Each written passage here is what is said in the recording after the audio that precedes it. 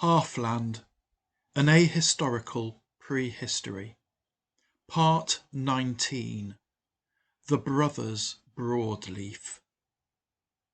In the 153rd year of the Common Reckoning, Fulmon Broadleaf led a fleet of elven ships along the coast of Halfland, looking for vacant territory to settle. His wanderings brought him to the wooded hills of northeastern Halfland, the lands of the wood folk. The wood folk were the descendants of those who had sailed to Halfland with Lucamos. They supported themselves by hunting and foraging in the untamed forests that surrounded their tightly knit and isolated villages. Each of these settlements was fiercely independent and protective of its territory. They did not like outsiders. And so it was that as Fulmon and a small number of companions climbed a wooded hillside, they were assailed by clouds of javelins and charged by a horde of screaming, half-naked warriors. While Fulmon's intention had been to make contact with the locals, this was not what he had had in mind. However, although taken by surprise, elven archery proved adequate to repel the assault. The woodfolk suffered heavy casualties, and the elves fell back to their ships. Fulmon ordered the elves to strike camp and sail on. Some of the elves questioned this. After all, they were numerous, and had shown themselves to be more than a match for their attackers. They had been subject to an unprovoked attack, as a result of which two of their kinfolk now lay dead in the woods. Those deaths must be avenged. To run away now would be disrespectful to their fallen comrades. They urged Fulmon to retaliate in kind, put the woodfolk to the sword, and take this land for themselves. Fulmon refused to be swayed. He argued that the slaughter the elves had already inflicted constituted sufficient vengeance. Although the elves were numerous, the woodfolk might be more so, and would have the advantage of fighting in territory that they were familiar with. He was not going to embroil his people in an uncertain conflict. Neither did he wish to settle on land soaked with the blood of its previous inhabitants, and haunted by their vengeful spirits. So once again the elves took to their ships. The coast turned southwards, and now the wind started to blow from the west, an ever-strengthening, rain-sodden wind, pushing the fleet away from the shoreline, toward the open ocean. The elven ships furled their sails, and the crews took up the oars, fighting the wind and the waves, trying to stay in sight of the shore. For 2 whole days they laboured. The third day dawned clear and still. The ships bobbed gently in the midst of the sparkling ocean. No land was to be seen. Again the elves took to their oars and rowed westward, scanning the horizon before them, the morning sun warm on their backs. For 3 hours they rowed, and then a cry came from the masthead of one of the ships. The lookout had spotted a snow-capped mountain peak in the far distance, twinkling in the sunlight. What the elves were seeing was the mountain that the orcs called the Snaga Peak, which rose on the southern shores of the gulf leading to the inland sea. The rowers redoubled their efforts, propelling the ships toward the land. As the land came ever closer, the elves saw that they were rowing towards a mountainous promontory. Dark walls of rock reared sheer out of the waves. Atop the cliffs rose precipice upon precipice, bleak and bare, stacked back mile upon mile, culminating in the massive bulk of the Snaga Peak, towering over all. Fulmon steered around the south side of the headland. into a huge natural harbour, many miles across, carved deep into the mountains, enclosed on 3 sides by jagged walls of rock. The sun sank behind the mountains, and the ships huddled in the centre of the gulf, floating peacefully on the glassy water that gleamed in the starlight. All night the elves rested there, until the western sky reddened and the sun rose, a golden orb rising from the waters, shining directly through the mouth of the bay, framed by precipitous crags on each side. Once more the elves took up their oars, rowing toward the dawn, back toward the open sea.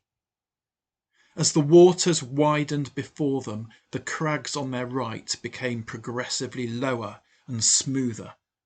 The coast turned to the south and then to the southwest. Between the sea and the mountains that marched along the northern horizon stretched an extensive range of rolling wooded hills. There was no sign of habitation. The elves beached their ships and came ashore. Thus it was that the elves arrived in the southern foothills of the Wolf Rock Mountains. These hills extended for many miles to the west, where they were known as the Goblin Downs. But the goblins had not penetrated this far east. This was the virgin and unpopulated forest that Folman had sought, and here the elves ended their voyage and made their home. While Folman Broadleaf was seeking new lands in which to dwell, his brother Eldaron was seeking to reclaim the lands where the elves had wandered of old, the lands which the halflings had taken from them. In the northwest of Halfland, the western foothills of the northern mountains groped their final fingers toward the northern foothills of the Twilight Mountains. Between these hills was the Green Glade Gap, named for the nearby halfling town of Green Glade. Beyond the Green Glade Gap, halfling farmland stretched westward between the sea and the Twilight Mountains, as far as the great hedge of the wood wall, which marked the point where the halfling territories ended and the realm of the elves began. Once upon a time, that farmland had been forest, where elves had freely roamed. Eldaron travelled the elven lands from the Wheeldries to the Twilight Mountains. He spoke of the ancient forests that had provided the elves with shelter and sustenance. He spoke of the many ancient and beautiful trees that the halflings had felled with their axes. He spoke of the statue of the goddess Mariana, the elven queen of trees, that the halflings had desecrated and destroyed. He spoke of the town that the halflings had built on that site, which they had mockingly named Elves' Grave. He urged his listeners to join him, to drive the halflings from the lands they had stolen, to destroy their farms and fields, and restore the wild woodland. He gathered many followers to his cause. In the 154th year of the Common Reckoning, Eldaron led an army of mail-clad elves through the wood wall, wreaking havoc upon the halflings in an orgy of blood and fire. This completely unexpected and ferocious assault caused utter panic among the halflings, who fled in confusion toward Greenglade, deserting their farms, villages and towns. The elves spread across the countryside, burning all the buildings they could find, and slaughtering any remaining halflings who crossed their path.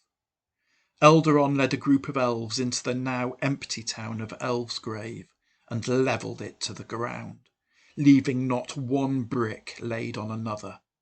He then regathered his force and marched toward Greenglade.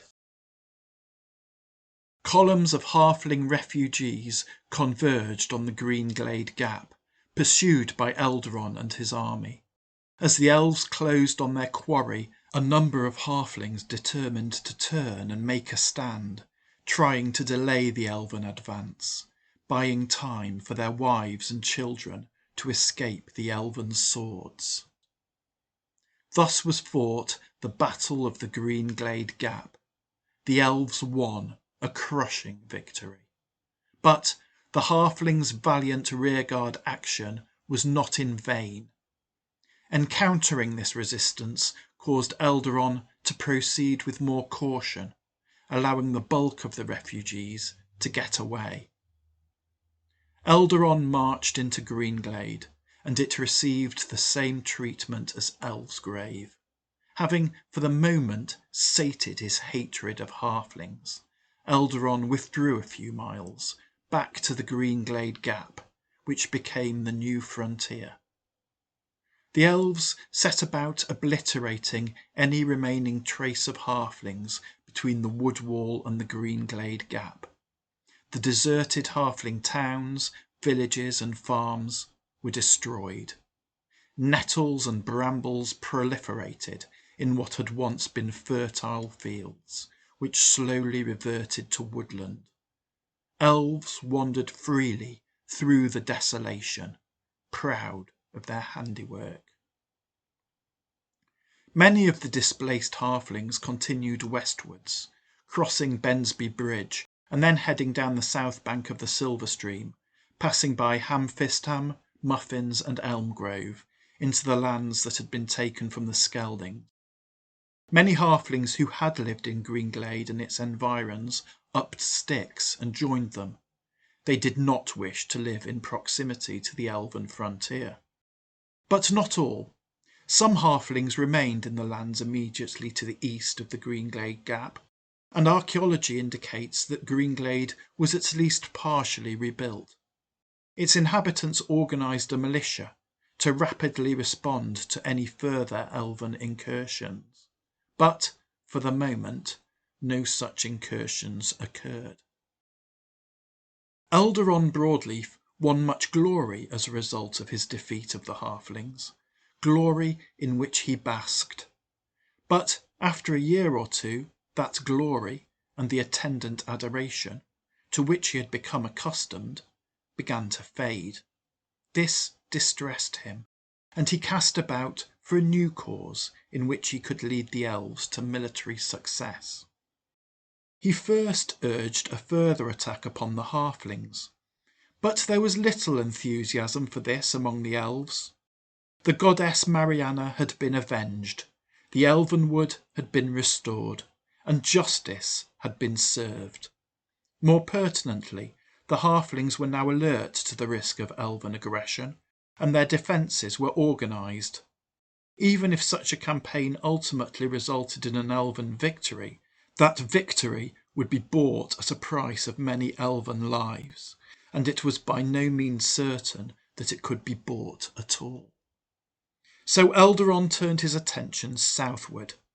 Thanks to his previous efforts, the elves could now roam freely through all the lands north of the Twilight Mountains, other than the two territories respectively centred around the settlements of Bear's End and Svanheim. Over 50 years previously, Godric and his army of Skeldings had destroyed Dwarfbridge. Those of its folk who survived had fled into the mountains, led by the Lady Svonlaug, widow of the mighty Orm. In an isolated valley high in a pass in the mountains, the fugitive dwarves built themselves a new home. This was the town of Svanheim, still ruled by Svonlaug, now aged over 70 years, but healthy of body and sharp of mind. Svonlaug's people did not welcome strangers. They liked to stay at home and keep themselves to themselves, and they expected others to do likewise. As they saw it, Dwarfbridge had fallen because Orm had busied himself in other people's affairs, fighting wars and such. Best not to repeat that mistake. Any stranger straying into the territory of Svanheim would soon be met by a contingent of grim-faced, mail-clad dwarves, and escorted back across the border. Eldaron chose not to pick a fight with the dwarves dwelling in the high hills. In any case, that was not the sort of territory where elves liked to wander.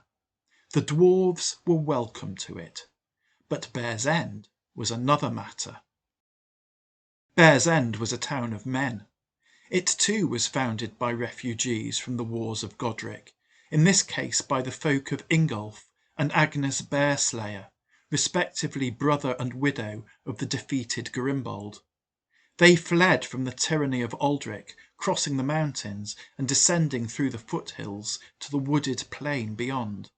Here Ingolf and Agnes' son, Ger, built a hall, and their followers cleared areas of the surrounding woodland, carving farms out of the virgin forest. The community prospered. Despite elven claims to the contrary, the evidence we have indicates that when Bear's End was founded, the elves had not yet penetrated that far south. But the Bear's Enders did not crowd their farms together.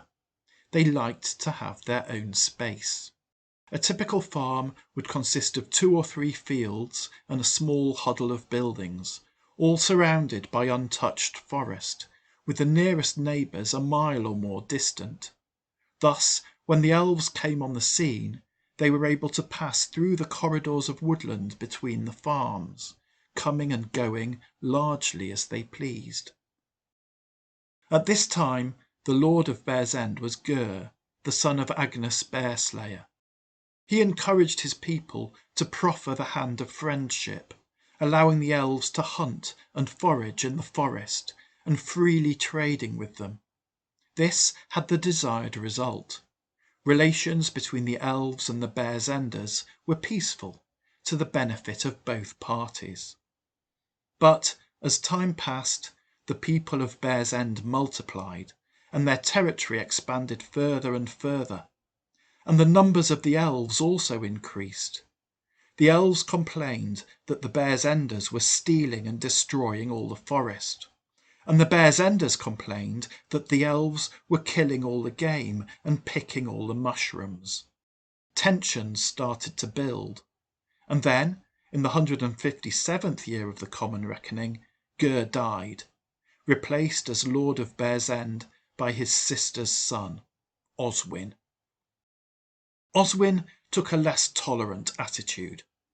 Elves wandering freely in the woods would find themselves confronted by gangs of belligerent Bear's Enders, instructing them to move on.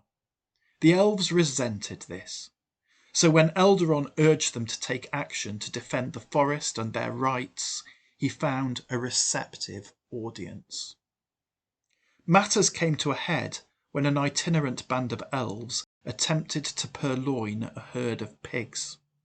The Bear's Enders valiantly defended their livestock, preventing them from being roasted by elves, saving them so that they could be turned into breakfast bacon for Bear's Enders. Most of the swine stealers were slaughtered, but the Bear's Enders also suffered casualties. A swineherd was killed and a farmer was injured. The Bear's Enders were outraged. Oswin issued a proclamation outlawing all elves within the territory of Bear's End, allowing anyone to kill elves in his realm with impunity. However, the outrage of the Bear's Enders was nothing to the outrage of the elves. As Eldaron put it, "The forest belongs to the trees and the plants and the creatures that it shelters, and that includes the elves. From time immemorial, the elves have wandered through the forest, living in harmony with it, protecting it. The Bear's Enders claim that the forest belongs to them. They lie. What title do they have to the forest? They just want to destroy it, to fell the trees and kill everything that lives there, including the elves. But we will not let them kill the forest. We will not let them kill us. No, we will fight, and we will kill them." Eldaron spoke eloquently of such things, and he gathered an army of elves to him. In the 160th year of the Common Reckoning, that army attacked Bear's End. But the story of that war will have to wait for next time.